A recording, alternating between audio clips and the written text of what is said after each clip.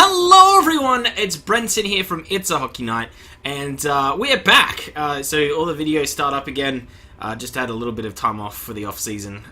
We got a podcast coming out tomorrow, and so yeah, so it's all business as usual here. This is going to be the first of the audio videos where I just have stuff going in the background because it's easy to shoot these when you're just talking about information. So that's what we're doing today. Is NHL Hot 19 is coming out very soon. I think it's the 6th. The 6th is the early access, and so that's it's about a week away, ladies and gentlemen. So we have a deep dive on everything Ultimate Team that EA released about 15 hours ago, so obviously needed to make a video on that. So we're going to run through everything bit by bit. Comment down below, what are you most excited for when it comes to HUT? I am super excited. This is the game mode that I played the most last season. It wasn't as fun.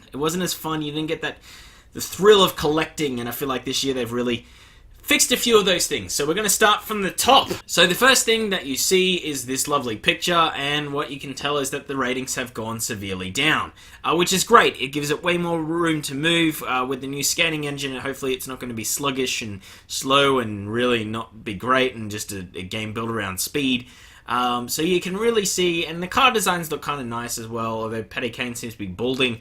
That, you know, couldn't have happened to a nicer person, I guess. So, alumni and legends, there's going to be new ones, a lot more in this game. Obviously, we've just kind of flirted with the idea of it in previous HUT renditions, where this one we're actually going to really hammer in and go a whole hog. We've got 140 alumni players. There's going to be players like Doomy, you know, things like that. Like, you know, just players that were loved by a franchise and then just kind of not really spoken about too much, but not considered a legend, but, you know, considered just to be a great player. Domi's probably a bad example, but I'm sure he'll be in the game. 30 of the alumni players will be available all year round. The rest will be in waves every week, so it's just going to be wave after wave alumni. And this makes sense. There'll probably be one line of alumni's in the team of the week, and then like a gold, a silver, and a bronze. I'm assuming that's the way they'll do it. But they'll probably try and make like the CHL and AHL players be of a higher rating, so they'll be like gold caliber, I guess, because that seems to be the thing they're going for. There'll also be 63 legend players that you can add to your team, and, you know, your fan favorites and all those sort of things. But there'll be 4 ways to obtain these legends. One is sets, which is, you know, 32 legends that are available by sets. I'm assuming this is going to be your general collect a whole team, traded in, that sort of thing. Then there's collectibles, which is monthly, and these are where the game starts to be fun for me. The next 2 points is pretty much what I'm going to be bringing out. So they'll be able to be obtained by daily logins, which we kind of saw towards the end of 18, but it was sort of too little too late, and competing daily objectives. Now, we haven't seen too much detail in this, but that means, you know, when you log in, you're going to get a small goal of some sort. It might be like, you know, score 5 goals, or win 3 games, or just something small, get a hat trick, get a shutout. Maybe it's those sort of things, so you'd play the game a little bit differently to try complete these daily challenges. And that's good. It keeps you coming back, it keeps you wanting more, because the only real incentive to come back before was to get like 1,400 coins or whatever it was, and after that it becomes a bit boring. Then you've got milestones, and there's tons of milestone groups, and I think they're going to be resetting as well, and trading is the way they go. You'll be able to get loan items, and we'll get to those as well. But it's pretty much going to be like, you know, score 1,000 HUT goals, or win 200 games. They're going to be long-term milestones that you get higher rewards for, and again, super excited for this.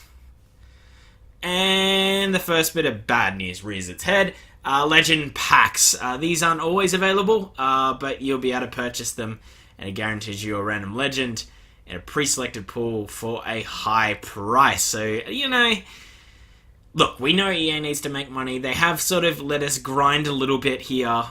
This game seems more to reward grinders. I get it. They need a way to make money. It is what it is. Now, as I said, objectives, you can see the graph here, which is win 5 games, complete 5 HUT challenges, so that means challenges coming back and complete 5 sets. I don't know what the sets are going to be kind of like, especially seeing that these are just, you know, progression objectives, so these aren't the daily ones, I guess. There's event, tutorial, and daily in the objectives page there, so plenty to do by the looks of it, so that sounds like fun.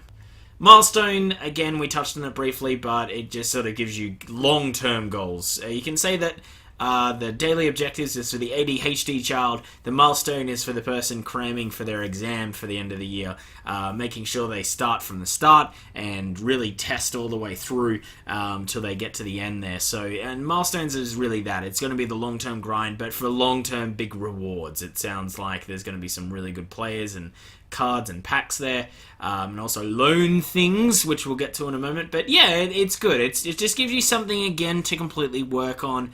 And just a bit more progression in the game. I think that's the key here.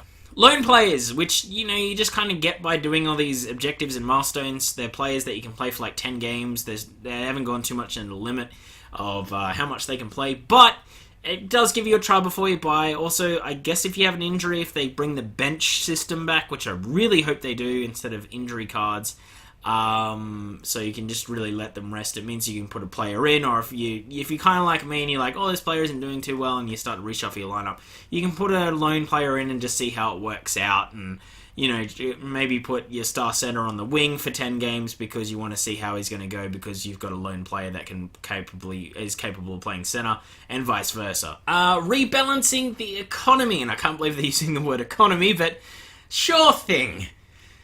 So the first thing is lower overalls. Now, that was where this game has really fallen down lately. You look at the FIFA model, I'm not a big soccer guy because there's no real contact, and there's the foots and the balls and everyone dives a lot. But they at least get this game right when it comes to HUT. They give themselves a lower overall so there's room to move throughout the entire year, where this game really had nothing to do past NHL 18 in November, really, because all the 90s had come out. Everyone just had stacked teams. Like, everyone was ridiculous.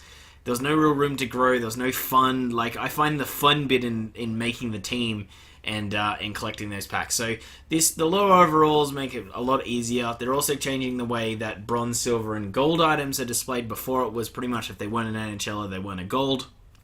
AHLers would be silver, same with like your Swedish leagues, and then your junior leagues were bronze. Now it's just ratings. So obviously, if someone has a really good week in the CHL, they can kind of give him a stat boost and bring him in line to actually be usable in teams. So that's going to be fun. Also, you can get bronze players in gold packs and gold players in bronze packs, but obviously the percentage of that is going to be pretty low, but it's still kind of fun that you've got all those sort of things. And so that's something. Changes to the live content. Now, this is where it starts to get funky again. They've had to go down in the ratings to give themselves more room. They're also limiting the stat boost that they're giving to everyone. So it's only going to be one per month. And if they fall into a team of the week category and then get a milestone, then they're not really going to go up in overalls, which can be up to +3 instead of +1. They're not going to go up in milestone. They're not going to go go up and overall again, but however their synergies will change, which is also confirmed that synergies are back. Also getting rid of the flashback player items. They weren't the greatest last year. I think I had a Gabrick. That was okay, but I had a Zetterberg that was 90 really early, and I just found he wasn't a very good player. I never really had any luck with the flashback card, so not surprised that they kind of went by the wayside. Revamping the trade-in sets. We won't spend too much time on this, but you can trade in 5 gold common players and get 1 untradeable rare player. Obviously, there's going to be a cooldown on this, and same with 2 rare players, and only get 1 untradeable gold rare player. So you lose your chance to move them. It's still a good idea, especially if you're not going to really use them or sell them. Simplified consumable items. Don't really get why they're still in this game, and they're still doing that, but now it's going to be get rid of a 3-game knee injury and just have a 10-game contract. I get why they're in there. It still means you need to buy packs to succeed, and they're going to have a consumable only pack, but I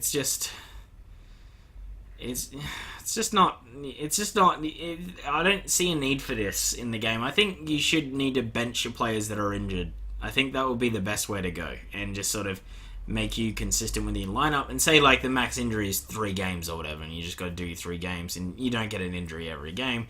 But it just means you need to have a running bench. I could see that, doing that instead of contracts and all those things. They just become ridiculous, and they flood the store, and there's just no need for them. I get they fill packs, I understand, but can we just move on from them? This is the best thing that has happened to this game. No position locking in NHL 19. Gone are the days that someone would just pick a player, do nothing all game, and you just get stomped by the computer because there's a little bit of lag and they can just pass the puck seamlessly, of course. And you don't play online hut modes to pretty much play the computer. If you want to do that, you play in offline mode. So, bravo EA. Like, I'm super happy with that one. That's exciting. And single player seasons looks like they've come back, but it's moved into like a new set of hut challenges. So I think single player seasons going down the wayside. I don't know how that's going to work entirely. Then again, I never played it. I don't know many people that did outside of maybe one season. So yeah, just those challenges are fine. But anyway, guys, that is the whole video. That's it. That's the whole deep dive. So we've got about a week until early access comes out. I'll be streaming it. I'll also be making videos on it. So the links are in the descriptions down below. So that's going to be super fun. I can't wait for all of that to come out. I'm very excited. This has given me a lot to look forward to, especially when it comes to the grinding and getting players and actually getting rewarded for your work and not just have to go against, Crosby and Gretzky and Lemieux every 30 seconds. So I'm optimistic about this year's NHL. They fixed the skating. We've got to play around with the beta. I'm sure there's a few glitches. You have a bit of fun with that, but yeah, I'm excited. But what do you guys think? Put that in comments down below. If you do want to keep up to date with the NHL 19 news, subscribe. It's fun to do, and it's very easy. It's a click of a button. What are you doing that you can't just click a little mouse button? You've been clicking all day. Just one more is all I ask. And hit that like button. There's 2 clicks that I'm asking for now. Oh, I might be pushing it. And, thanks heaps for watching the video, guys, and have a great day. See you, and bye!